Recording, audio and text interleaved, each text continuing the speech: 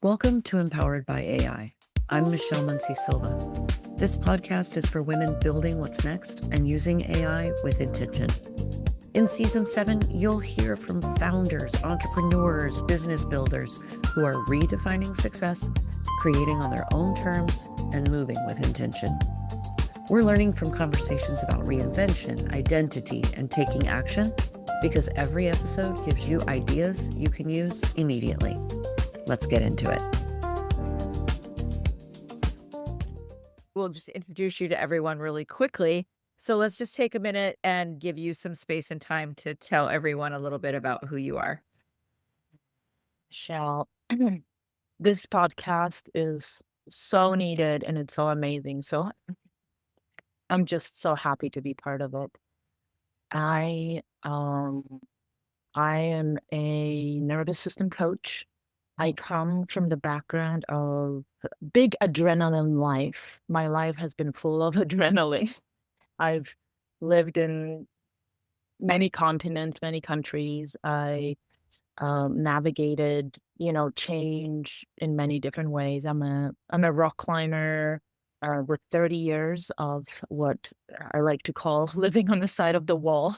And I run a business, transformational coaching business for people to bring that, the gift of my life that I've learned, what I've experienced, bring that into the world with my unique angle. And so I really focus my whole journey of high achievement, meaning in my case, climbing really high things. My journey of high achievement, overriding my nervous system, running a successful business that crashed on me. All of that had brought me into much deeper understanding of our biology and how to work with ourselves in a sovereign way that doesn't follow the patriarchal recipe for, I don't want to be mean, but there's a exploitative element to the world we're living in right now. And we're all swimming in it. I'm trying to fit a lot into this inch. No, life is good. Life is good. Keep going. But to really go back to the biology and listen to the body and then create powerfully from our innate hunger and human need to create anything. Is it a business? It's change, raising children, AI. We all innately have it. It's just that we're so burned out from trying to do it the exploitative way that we're often out of touch with it. And that's been my journey, and it's something I love to work with people. I'm really interested. You said like that exploitation. I'm curious, what started to feel off for you in your previous life before you made your transition to the coaching? What was it that was not working and you're just thinking, I cannot keep doing this the same way? It was not pretty and it wasn't pleasant. And I actually started coaching high performance. So I came in and I was like, well, obviously from my high performance, I'm going to coach high performance. And we're all on a journey, and for many people, it helps them. People that are stuck, procrastinating, high performance is a beautiful thing to lean into. But what I started noticing, and I learned it the hard way, that there was just a lot more. And the simplest way to name it is, what fuel am I using to achieve the things that I want to achieve, right? Am I doing it from I'm not enough? Or am I doing it from I am, there is no problem. I just want to go and create something more beautiful in the world, right? Those are two nervous system modes. Yeah. Right? So for anyone that's listening, it can be a hard moment, and it took me a while to realize, oh, I am trying to prove. I am still running away from being a person that grew up in Eastern Bloc and wanted to get away from the crappy country she was born in. And I wanted to go and prove to the world that I can be a strong climber, successful, I can run a business, I can make six figures. And there was a moment where my body said, you are done. You're no longer doing this. We're benching you. Did you bench yourself? I woke up and one day and I was like, I am all out of strategies to keep the candle burning. I am folding. And it felt like death. It felt like ego death of like, if I'm not this, then who? Yeah. And it's to go all the way to the base of just being human and not being exceptional. Not that we aren't, but not trying to be exceptional and gain the world's approval, but to go, I am here and what is true to me. In other words, what song do I want to sing to the world? And I love that you brought up strategy, because I think a lot of people think that entrepreneurship is just about strategy, right? And I have found that it is much more for women about what you just brought up, that identity recalibration. And it's sometimes filled with really, really uncomfortable moments. So I'm curious, what felt uncomfortable for you about owning this new way of perceiving your identity? Well, Michelle, these are the questions that go into the heart of everything, and I will try to be concise. Um, and it has to do with the systems that we live in. As women, we get very early, and I was taught this, to overfunction on all fronts. I came from a matriarchal family, and so we had to do everything. We had to make the money, cook, clean, be the emotional labor, and be stronger than men because it's harder to make it out there. So I was taught that being a woman means working 10 times harder than anyone around me. I didn't know that's what I was doing, but I was doing, right? It's unconscious. We go, oh, yeah, that's what is needed of me. And so this is the system we live in. And as long as we play along and not ask to be equal, the system continues. So I woke up one day and I decided I don't need to do 10 times over the work. This isn't about my husband. It's not about people I work with. It's about me. It's about how I relate to me. I can rest. I can do what I want. I can love my body. I can listen to my body. These are radical concepts for overworked founders. Yeah. I know it sounds simple, but when you really sit down to it, most of people I work with, they sit down and go, I cannot afford this. Yeah. Yeah. I don't know if I answered your question. No, you did, because I'm thinking of this concept has kind of come to me recently, where it's the idea of independence as a costume, right? We put on this costume of exactly what you said, which is moving at 10 times the speed because 10 times the expectation exists. And it's really putting ourselves into an independence that's been defined by someone else, right? And God love every single woman that came before me who walked in that path, right? It's like I always say my mom was a boomer. She did the best that she could with what she had, right? So I look at it not from any place of judgment. I look at it from, we don't know what we don't know. So we oftentimes think, okay, so if that was the path that they walked, then I need to bring that path into my entrepreneurial efforts. But what I'm hearing you say is that it can be different. And so what I'm wondering, if someone listening wants to transition, right? In the next 12 months, they want to walk that independent path. What should they focus on that would allow them to shed that costume of the independent path only being what someone else said it was? Yeah, it's That's exactly it. I just wanted to underscore that I'm so grateful to my ancestors, my mom, my grandmother, for allowing me to come to a nervous system place where I can do this work. I wouldn't be able to do it without them. And there's a growing movement. Your podcast is part of that movement. She Leads AI is part of that movement of really giving, and that's why I love your circle so much, really telling women it's time for us to claim our rightful power. We've always had it, we just weren't inhabiting it, right? We were letting things slide, we were letting ourselves overfunction and all this. So going back to your question, a radical idea is not to abandon yourself.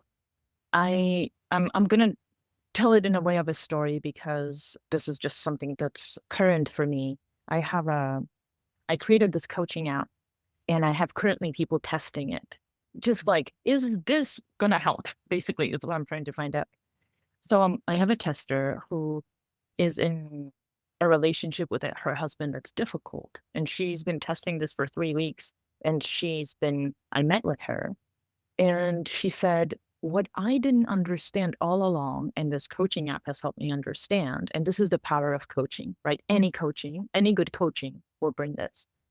What I understood that I always, all my life, was stepping into my husband's frame and I was working from there. He had a frame in the patriarchal frame of how to be in the world.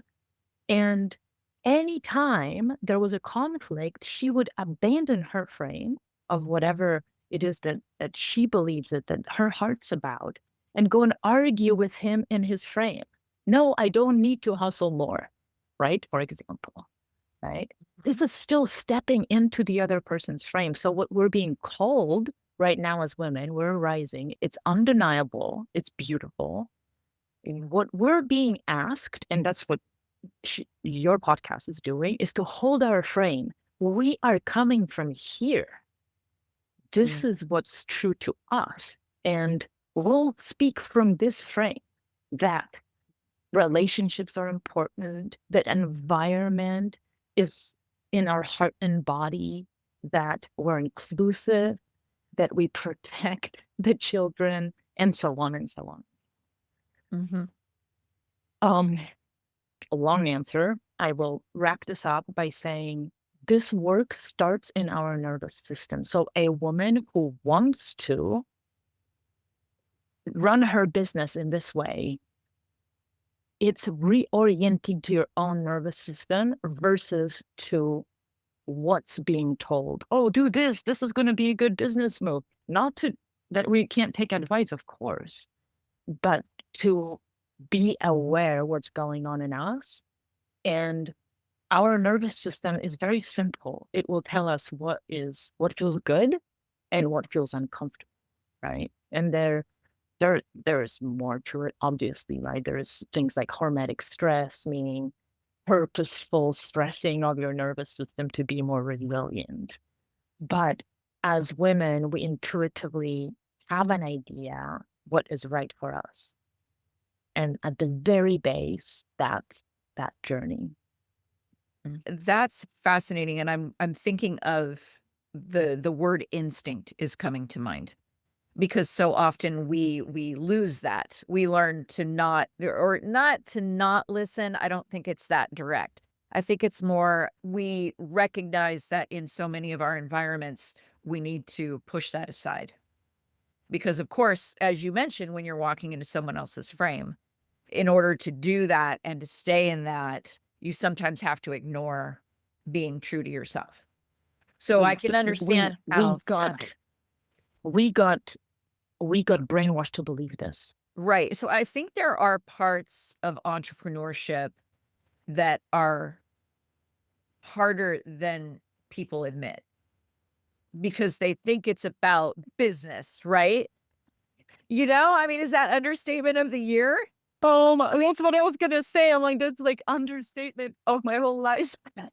Oh my God, so much. And I also want to say that I believe, and this comes from Nassim Taleb, actually, who is the author of The Black Swan and a book called Anti-Fragile. And it also, to me, it's all about the nervous system. But it's also, I think, the fastest way to evolution, basically, because we are responsible for every single thing, and it's ultimately back up to us. And if we do entrepreneurship consciously, which is, I think, the only way to do it, or else we're wasting time and being extractive. If we do it consciously, we get so much growth out of that. And growth is uncomfortable. Hugely so. And I'm curious, in your journey, what are you no longer willing to sacrifice? Like, what does success look like for you now that you've done this work? I renewed my vows to myself this week. I do these desert quests with people. So we go and sit in a desert and we fast. And so I just finished one of those on Tuesday. This is Friday today. I'm still kind of riding that. But I made some vows to myself, and the vow is to keep on reorienting to my song, to my frame, what it is that I know I can trust myself. I know I am incredibly creative. I am attuned to the world and others. And so it's critical for me at this moment not to get sidetracked by what would be a good business move that would make me money, or what is it that would sell on LinkedIn, which I sometimes fall into. So everybody's hearing right now is my groundedness with this comes from that time that I just sat with the earth and took her counsel in, and but it feels really true to me, right? And we get to take this and we get to test it with the world, and we have varying amounts of success and learning, and it's just a mixed bag always, right? Because we get to learn. But what I'm reorienting to is that, and whenever I feel external motivation of like, oh, that would make me money or that would make me look good, I really slow down and listen. Is this really the song that I want to be singing to the world? What's next for you in that groundedness? What is next in your journey? I'm working with women that are using AI, working with AI, women leaders who are starting to feel that AI is a perfect storm for our nervous system. It creates a breakthrough moment, and it can, everybody listening, it can feel to you like you're losing your mind, like you can no longer keep up with the pressure. It might feel to you like you have 77 tabs open and 14 emails that you're halfway through, and Claude Code is creating something for you right now that you need to run by whatever, some other thing, right? I'm I feel speaking so from a seen. right. I'm talking about my that's right. They were talking about mine. I was like, process via tabs. Right. So I see AI, there's so much how we can talk about it, but I see it as the thing that will really, how we use it, how we choose to use it together with our biology. This is going to really separate people who are going to thrive. I use that word other than saying be successful, because successful means has a different connotation with financially successful, but to thrive in your life on your terms, that's if you can harness the power of AI without giving your soul and body to its power. We're just learning this. This is so new to us, right? The speed of it, the lack of friction. Our biology doesn't know what to do with this. What's coming for us? Oh, and I just want to also mention the dopamine loop, right? The addicting effect of this that is wonderful, right? Nothing is wrong about it, but it is up to the user to discern what actually is useful and what's the addiction key, right? Mhm. And that's what's coming for us all.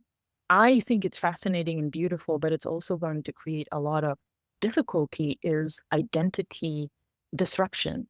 As world is changing really rapidly with AI, which it is, we're gonna be letting go of our old identities. The more we're stuck in them, and it's really hard to even gauge that, but so it's a sort of a theoretical conversation. But the more we cling to, I am this is my identity, this is my job, the harder the fall is going to be of the disruption that's happening right now. And the more we can align with me, this is what I feel, this is my mission, this is what I'm here to do, the more we can mix and match identities fluidly and live out.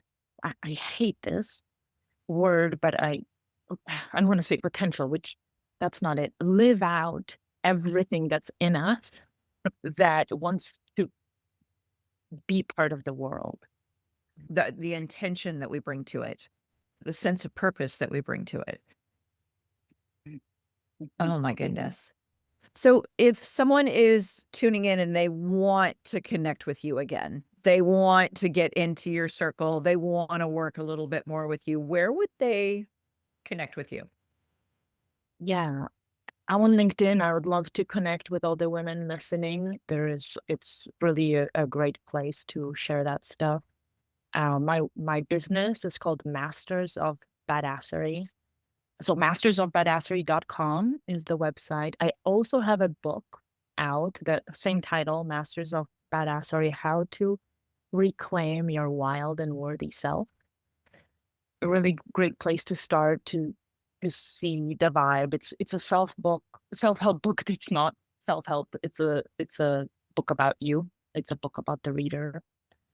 And I love to hear from women. I have numerous different trainings running. I'm planning some other nature immersions. So I would love to hear from women in AI. And I'm also really interested in finding out what the pain points are as they evolve right now, because we don't have it mapped yet.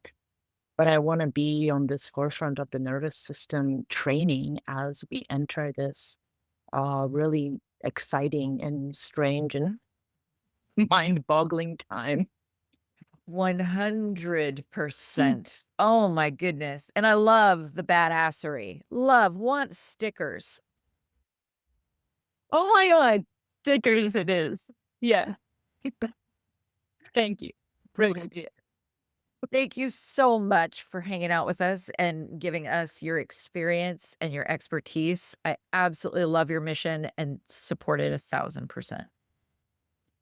And likewise, Michelle, your podcast is really out there changing the world. She leads AI. My heart is in it. Thank you. You've been listening to Empowered by AI, and I'm your host, Michelle Muncy Silva. If something from this episode clicked, don't let it stop here. Take one idea and try it out this week. And if you want to go deeper, head over to the Empowered by AI, the Slay Effect YouTube channel, where you can watch demos and walkthroughs from our guests today and so many others. Like, subscribe, and join us there so you don't miss out on what's coming next.